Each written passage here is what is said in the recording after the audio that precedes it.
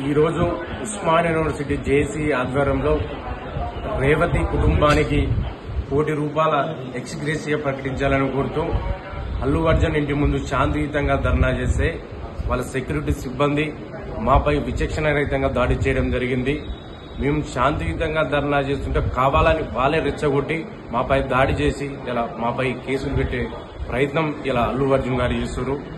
December 4న ఏదైతే నీ free show ఈవెంట్కు permission లేదన్నా ఇలా అక్కడికి వచ్చి అక్కడ తొక్కిసలాటలు ఇలా రేవతి చనిపోవడానికి కారణం ఇలా నువ్వే అని మేము చెప్తా ఉన్నాం.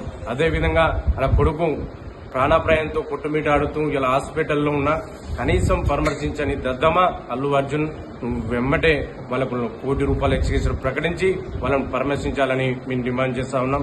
అదేవిధంగా ఈ మెగాస్టార్ కావచ్చు, పవర్ స్టార్, సూపర్ స్టార్, ఈ రెబల్ స్టార్లు మొత్తం ఎక్కడ పోయినారని మేము అడుగుతా ఉన్నాం. ఇలా కనీసం శ్రీతేజ్ని కుటుంబాన్ని పరామర్శించని దుర్మార్గులు ఇలా అల్లు అర్జున్ కి ఏదో అయినట్టు వచ్చి వెంబడి వాళ్ళ ఇంటికి వచ్చి పరామర్శించడం ఇది దుర్మార్గం అని మేము తెలియజేస్తా ఉన్నాం.